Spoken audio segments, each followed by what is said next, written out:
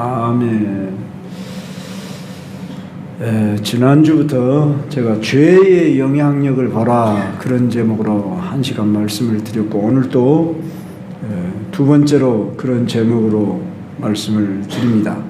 오늘 이 본문은 다윗 왕이 범죄함으로 말미암아 나단 선지자에게 책망을 받고 회개는 했으나 이제 그가 거기에 따른 징계를 받을 것을, 앞으로 왕가의 칼이 끊이지 않을 것입니다. 떠나지 않을 것입니다. 이런 예언을 받았던 바대로 이제 그 예언이 성취되고 있는 그런 과정 속의 이야기입니다. 그러니까 지난 시간에 우리가 본 바에 의하면 다윗의 큰아들 암논이 이 압살롬의 동생인, 그러니까 암논으로 말하면 이복 여동생을 그냥 아픈 척하고 연모한 나머지 겁탈을 해 버렸습니다. 그래서 바로 친오빠 된 압살롬이 한 2년 동안을 그 증오심을 품고 기회를 엿보고 있었습니다. 그러다가 오늘 이와 같은 본문에 의하면은 만 2년 후에 에브라임 곁 바알 하솔에서 압살롬이 양털을 깎는 일이 있을 그런데 자, 만 2년이 지나도록 지금 거기에 따른 무슨 조치를 다윗은 취하지 않았습니다. 그 사건이 있은 후로 매우 분노는 했지만 다윗이 왜 그렇게 거기에 따른 조치나 징계를 하지 않았을까 하면은, 우리가 잘 아는 대로 왕가에 이런 좋지 못한 소문이 나면 안 되고, 또 앞으로 큰아들인데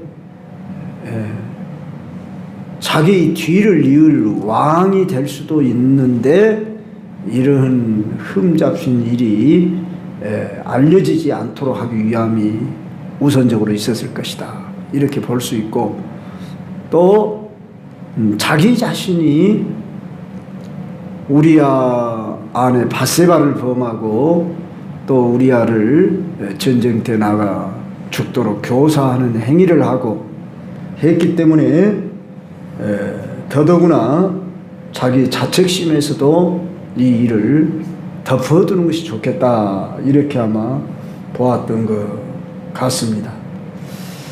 여하간 여기에 따른 2년 동안이라고 하는 기간 동안에 어떻게 되는가 보자, 그러고 아마 이 압살롬은 기다렸을 수도 있고 기회를 찾았습니다. 그러면 여기서 암논이 자기 자신이 잘못한 일에 대해서 구체적으로 회개하고 무슨 거기에 대한 대가를 지불하려고 하는 그런 자세를 전혀 취하지 않고 있었습니다. 그랬을 때에 이 압살롬은 어떤 행위를 취합니까? 참 이런 일이 없었어야 하겠지만은 이 압살롬이 증오심을 품도록까지, 그리고 살인 계획을 하도록까지 아무런 조치를 취하지 않았다는 것은 바로 회개할 기회를 놓쳐버렸습니다. 즉 암논에게 있어서는 1차적으로 회개할 기회를 놓쳤고, 다윗은 징계해서 이 일을 처리를 했어야 함에도 불구하고 그냥 덮으려고만 한 결과이고, 물론 압살롬이 취한 행동이 이건 씻지 못할 죄악이죠. 살인죄를 졌으니 핑계는 될는지 모르지만은 그것이 결코 살인을 행하는 행위가 합당화될 수 없는, 어떠한 이유로서든지 이 죄의 보복은 합당하지 않은 일입니다. 자기가 지금 형에 대한 반감을 품고 거기에 대한 자기가 어떤 행동을 취하는 일이 정당화될 수 없습니다. 율법에 의하면은 근친상간의 죄를 짓는 자는 백성 중에 끊어지리라 하는 이런 말이 있습니다. 그렇다 할지라도 자의적으로 그 죄의 보복을 갚지 못하도록 구약이나 신약은 동일하게, 즉 율법이나 복음이나 성경은 나나 우리 가정이나 또는 내 친족에게 어떤 잘못을 행한 사람에게 우리가 거기에 따른 보응을 하는 일은 금하고 있는 바입니다. 물론 우리가 잘 아는 바에 의하면은 율법에 의하면 눈에는 눈으로 이는 이로 이걸 동해 보복법이라 하는데, 그것도 법적인 절차를 밟아서 그렇게 법을 집행하라는 거지, 내가 그렇게 법 없이 내가 그 잘못한 일을 행한 사람에게 그렇게 안갚음을 하라, 그런 제도는 아닙니다. 자, 그래서 레위기 말씀을 보면은 원수를 갚지 말라. 심지어 신명기 32장 35절 보면 하나님께서 내가 보복하겠다. 하나님이 보응을 하겠다.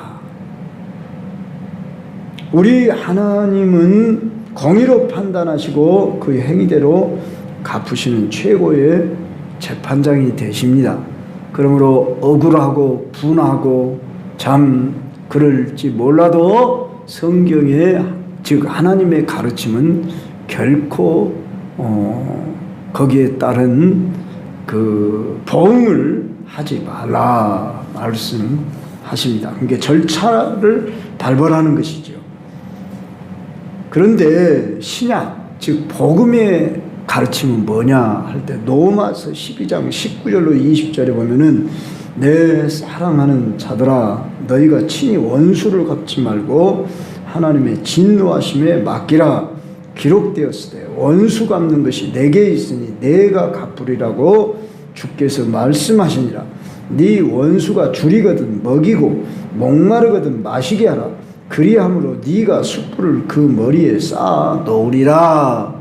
이렇게까지 말씀합니다. 즉 우리 예수님도 산상수훈에서 원수를 사랑하라고 이 적극적인 긍정적인 그런 적극적이라고 해야겠죠. 그렇게까지 나아가면서 사랑을 말씀하고 있다. 세상에 이른 도덕으로는 이해가 안 되는 그런 말씀이죠. 어떻게 원수를 사랑해? 원수는 미워하라고 해야지 이렇게 우리가 말할 것 같지 않습니까? 우리나라를 침략해 오는 어떤 나라가 있다. 가령 오랑캐가 우리 저 중국을 비롯한 오랑캐들이 역사 가운데 수백 년 동안 침략을 해왔고 남쪽으로는 일본이 우리나라를 침략을 해서 우리들 정서 감정 속에는 늘 미운 감정이 가득하지 않습니까? 그러더라도 성경은 어떻게 가르친다고요? 원수를 갚지 말라. 내가 갚은다. 심지어 원수가 줄이거든 먹여라. 또 우리 예수님은 뭐라고 말씀하셨다고요? 원수를 사랑하고 그를 축복하라고까지 이렇게 말했다고요. 축복을 해요. 왜? 재판장이 하나님이시기 때문에. 우리는 이 정도까지 하나님을 신뢰하고 맡겨드릴 수 있는 그런 믿음을 가져야 한다는 것입니다. 하나님이 모든 걸 주관하시고 통치하신다고 하는, 물론 우리는 정당방위라는 것은 해야 하고, 우리 헌법보다 우리는 성경이 더 위에 있는 사람입니다. 헌법은 바뀔 수도 있고 그 시대와 풍습에 따라 바뀔 수가 있어요. 그건 하나의 우리 국가를 유지하기 위한 법이고, 그런데 우리 그리스도인들은 헌법 위에 뭐가 있어요? 성경이 있어요. 우리 모든 법 위에 성경입니다. 우리는 이 가치관 또는 세계관, 국가관, 무슨 나의 인생관, 모든 잣대가 성경이어야 합니다. 근데 성경처럼 참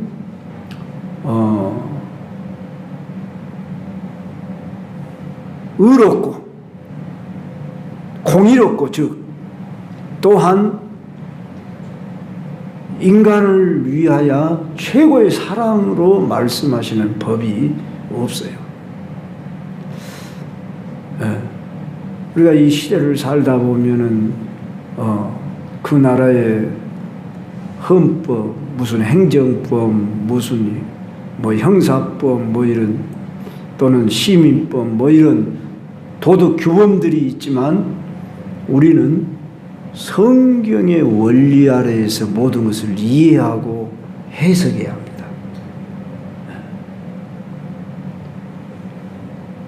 우리는 이것을 잃지 말아야 합니다.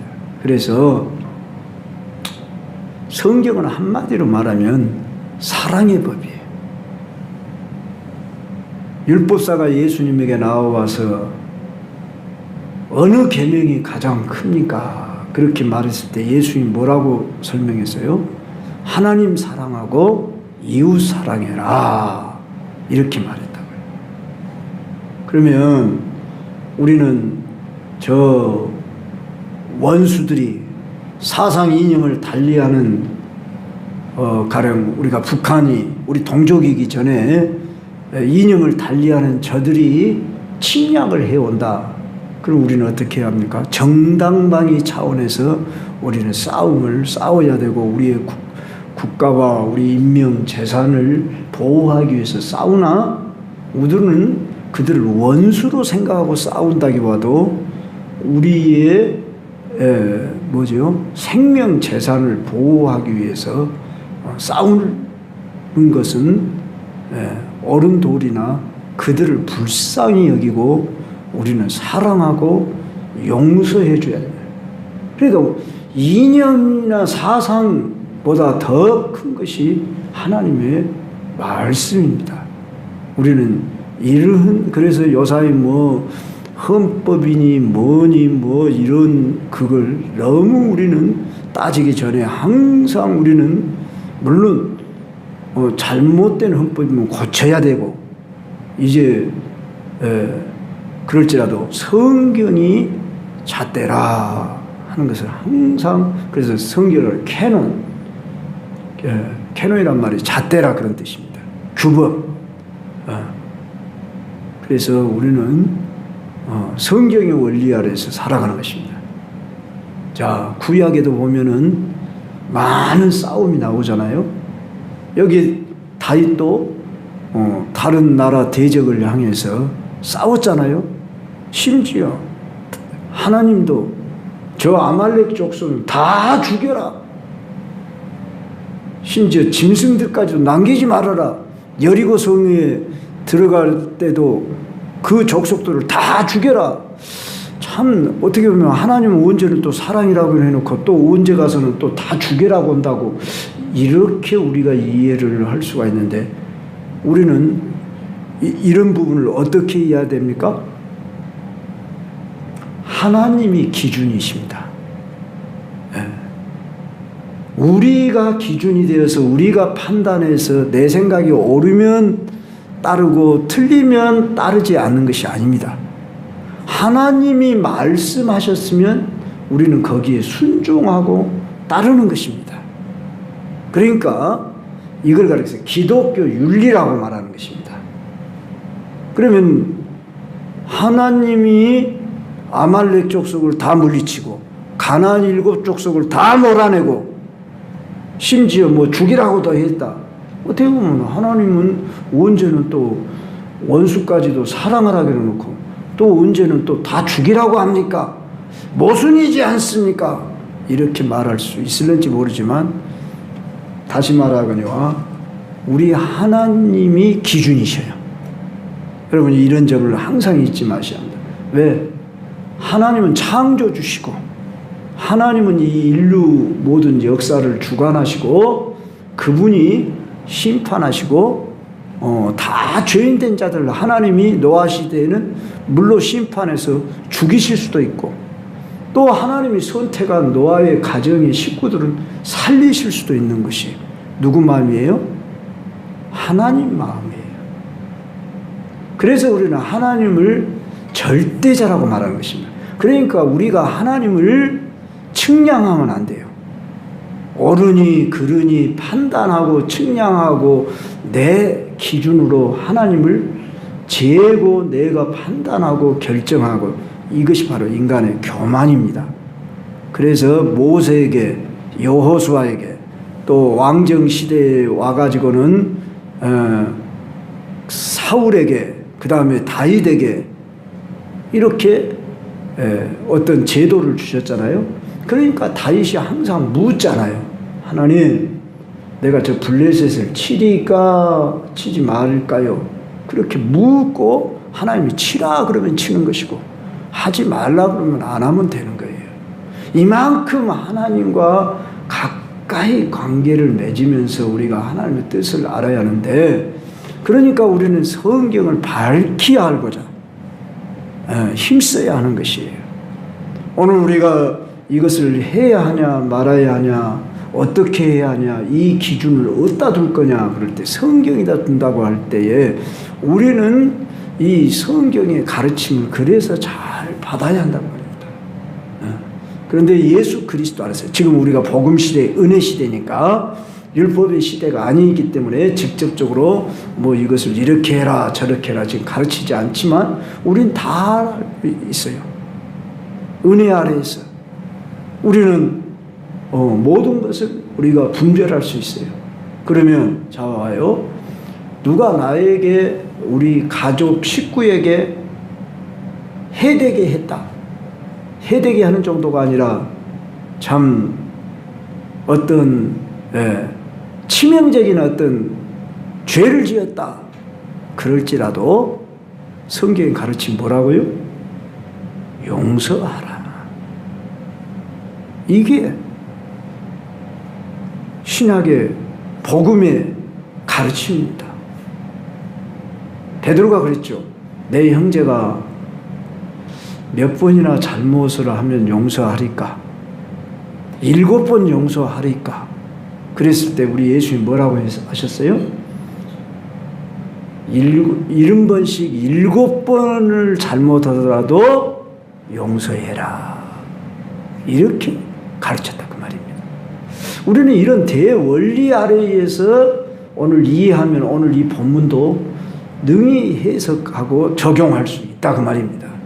그래서 오늘 우리는 적용을 할 때 신약의 복음으로 적용을 해야 되고 그러나 그 시대의 법으로 볼지라도 율법의 가르침에 레위기나 신명기에서도 원수를 미워하지 말고 잘못을 해도 용서하라는 이 가르침 앞에 이 압살롬은 자기 감정을 다스리지 못하고 심지어 증오심을 품고 자기 동생을 위한다는 그런 마음에서 자 아버지한테 요청을 하죠. 아버지 저 양털 깎는 날 다 왕자들을 모으고 아버지도 초청하랍니다. 그러니까 여하간 다윗은 받아주지를 않았지요. 심지어 암논을 그 자리에 참석하게 해달라 할 때 지금 다윗도 뭔가 마음이 편치 않은 그런 마음이었고, 또 그렇게까지 할 필요 있냐고 했지만 간청을 하면서 암논을 초청해 달라고 해서 들어줬더니 바로 어떤 일이 있었습니까? 이제 종을 시켜서 이 암논을 살해했습니다. 그래서 왕자들이 다 노새를 타고 도망을 쳐버렸는데 누가 전가를 잘못해서 이 왕자들이 다 죽었습니다. 이렇게 소식이 다윗에게 알려져서 다윗이 완전히 낙심, 절망하고 슬퍼하게 된 그런 오늘 모습을 보게 됩니다. 성도 여러분, 우리는 어떠한 이유에서든지 주님의 용서받은 사람은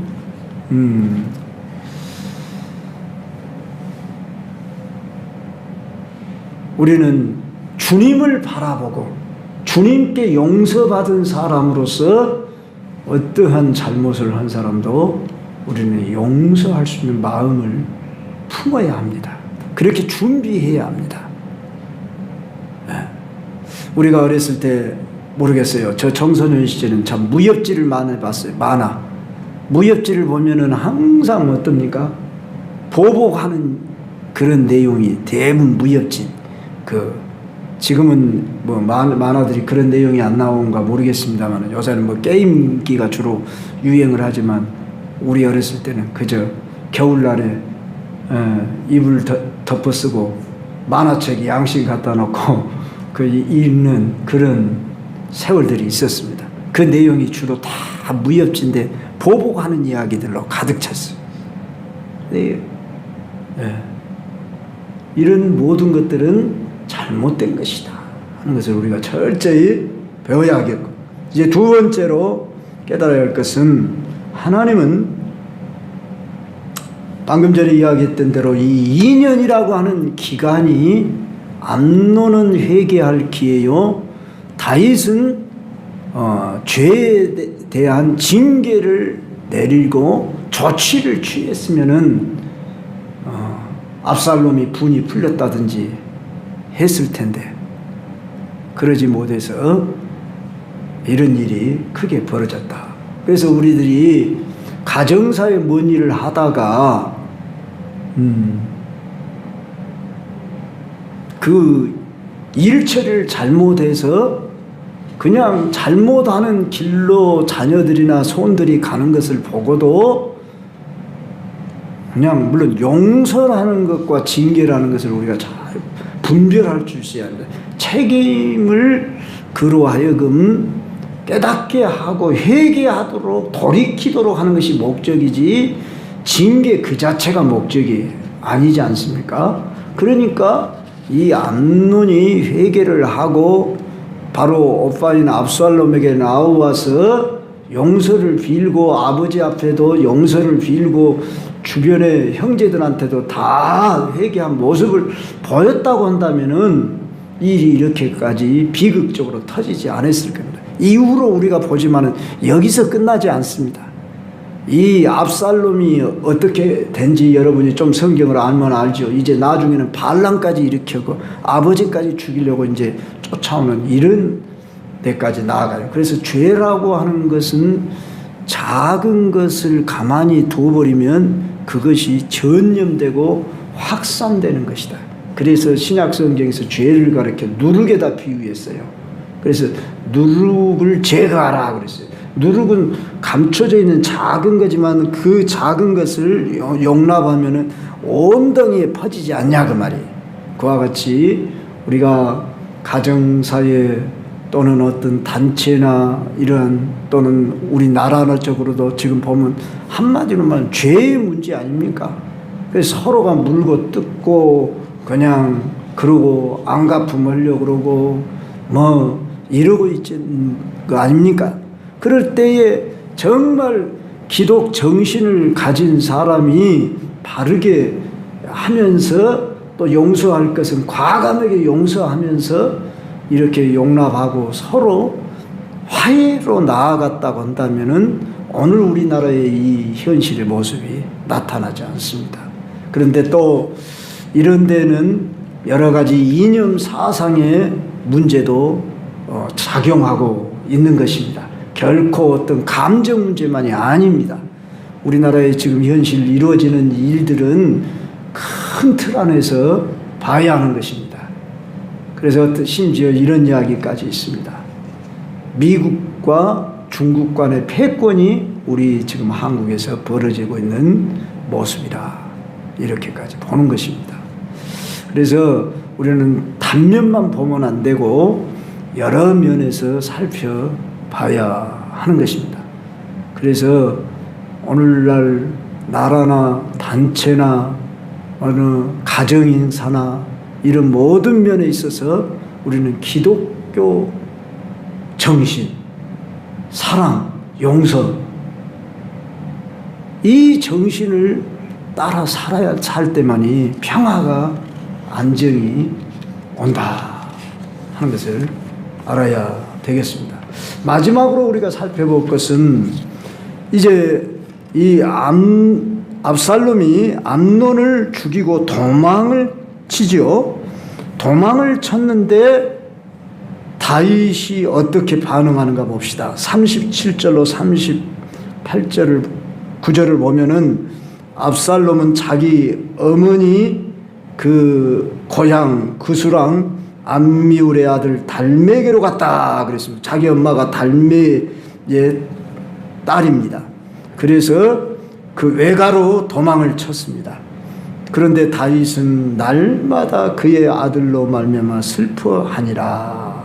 여기서 그의 아들로 말미암아 슬퍼했다고 할 때 암논을 인하여도 슬퍼했겠지만 이제 압살롬을 인하여 슬퍼했다는 것을 알 수가 있는데, 압살롬이 도망을 한 지 3년이 되도록 다윗이 이제 분이 어느 정도 풀린 겁니다. 그래서 39절 마지막 절을 보면은 다윗 왕의 마음이 압살롬을 향하여 간절하니 그랬습니다. 비록 압살롬이 암논을 죽였지만은 큰 아들 잃고 압살롬은 살아있지만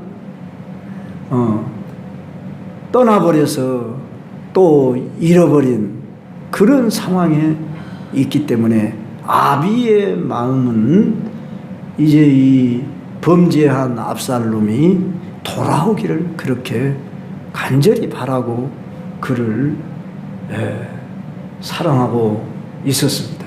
이게 우리 하나님 아버지의 마음이라는 겁니다. 우리 죄인된 사람들이 죄를 짓고 죄책감, 죄의식에 빠져가지고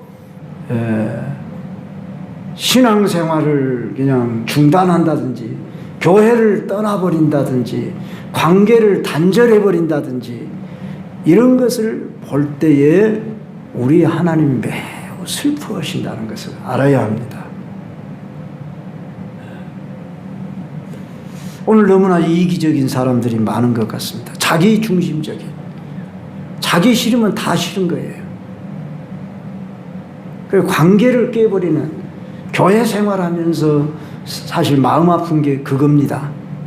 또 마음도 상할 수 있고 잘못을 할 수도 있고, 그런데 또는 뭐 어떤 죄를 지을 수도 있고 나에게 손해를 입힐 수도 있고 그러는데 거기에 따른 또 감정을 품고 또는 어떤 내가 죄책감 아래에서 면목이 없어서 심지어 주님 품까지도 떠나버리는 사람들이 주변에 종종 있는 것을 우리는 알고 있습니다. 그럴 때 우리는 어떤 자세로 나가야 할까요? 아비의 심정으로, 하나님 아버지의 마음으로, 아버지 집에 재산을 가지고 먼 나라로 가서 탕진해버렸던 탕자가 돌아오기만을 아버지는 기다리고 있었던 이 마음이 우리 하나님의 마음이지 않습니까? 우리는 오늘 바로 이 하나님 아버지의 마음을 우리 안에 부어주셨어요. 성령으로 말미암아 하나님의 사랑이 성령으로 말미암아 우리 마음에 부은 바 되었다고 했어요. 내가 뭐 예수님이냐, 내가 뭔 하나님이냐 이러지 맙시다. 우리 물론 우리는 인간입니다. 그러지만은 우리 죄인된 인간을 예수 피로 씻으시고 의롭다 하시고 성령을 우리에게, 사랑의 영을, 성령은 오직 사랑과 희락과 합평과 오래 참과 자비와 양성과 충성과 온유와 절제니 이 같은 것을 금지할 법이 없느니라 하고 성령 부어진 사람이다 그 말입니다. 우리는 이 마음을 품고 이제 우리가 오늘 주변에 있는 사람들을 돌아봐야 해요. 그런데 믿음이 약하거나 또는 사탄의 게임을 받거나 상처를 입고 하나님의 품을 떠나거나 또는 관계를 그냥 단절해버리거나 자기중심주의적으로 이렇게 살아가는 사람들이 종종 있습니다. 우리는 그들을 다가가야 합니다. 그리고 우리는 그들에게 손을 내밀고 그들을 품어야 되고 그들을 인도하고자 힘써야 하는 겁니다. 우리는 하나님 아버지의 마음, 아비의 심정, 예수님의 마음, 우리 그 제자 훈련하시는 분들 이구원의 책 이름이 작은 예수가 되라 그런 제목이었죠. 얼른 생각이 나네요. 지금 상권이기든가요? 상권이기죠. 상권이 작은 예수가 되라. 제목이 그렇게 되어 있다. 우리가 제자 된다는 게 뭡니까? 작은 예수가 돼야 한다고 말이에요. 예수님의 마음을 품어라 그랬다고요. 그래서 우리가 그 심정 가지고 물론 완전하지 못하지만 온전하고자 우리가 날마다 성령이면 하십니다. 하고자 하면 됩니다. 그리고 우리가 이렇게 우리 자신을 내어드리고 우리의 마음을 열고 성령이 우리의 주관자 되시고 그게 성령 충만이지 않겠습니까? 그렇게 할 때에 오늘 우리를 통해서 영혼들이 건져지고 살아나는 역사가 있을 것입니다. 이런 소원을 품면서 이제 결론으로 다시 한번 말씀드리자면은 죄라고 하는 것은 작은 것에서 시작할 수도 있고 큰 것에서도 시작할 수 있지만 하여간 작든지 크든지 죄를 통해서 잘못을 했을지라도 회개할 기회를 반드시 주십니다. 마음의 생각에 기회를 주실 때 그때 돌이킬 수 있도록 그리고 엎질러진 물처럼 다시 이렇게 담을 수 없는 상황에 이른다 할지라도 어떻게 해야 한다고요? 끝까지 우리는 하나님 아버지의 마음을 품고 용서하고 이해하고 또한 그런 사람들을 받아들이고자 하는 이 마음을 품을 때만이 승리할 수 있습니다. 그렇게 함으로 주님이 영광을 받으십니다. 그런 복된 성도들 되시길 바라면서 우리 이 시간 찬송가를 좀 바꾸겠습니다. 주보에 527장 어서 돌아오.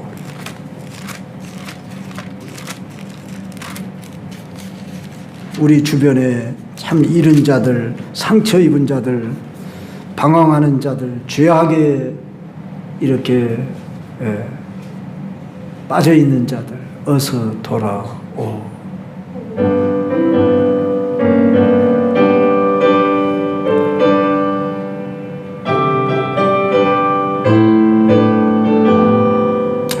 어서 돌아오, 어서 돌아마노.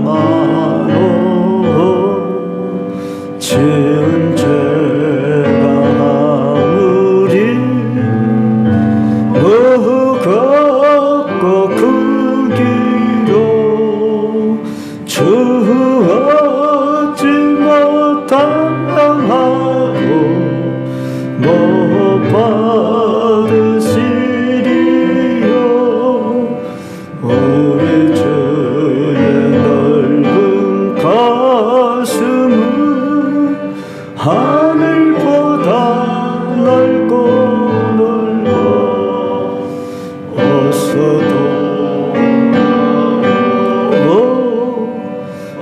어서 돌아마오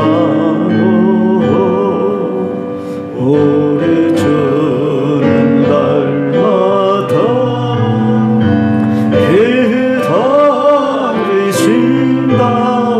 기다리신다오 밤마다 문 열어놓고 마음 졸이시며 야간 자식 돌아오기만 밤새 기다리신다오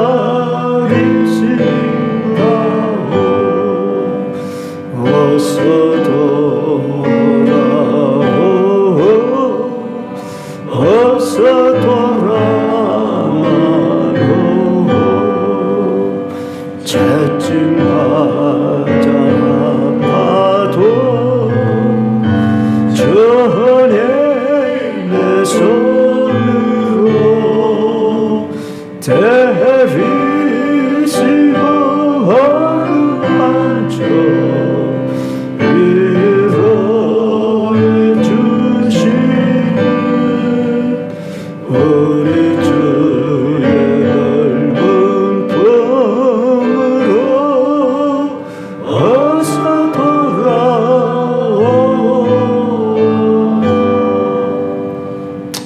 오늘 다윗이 압살롬의 죄를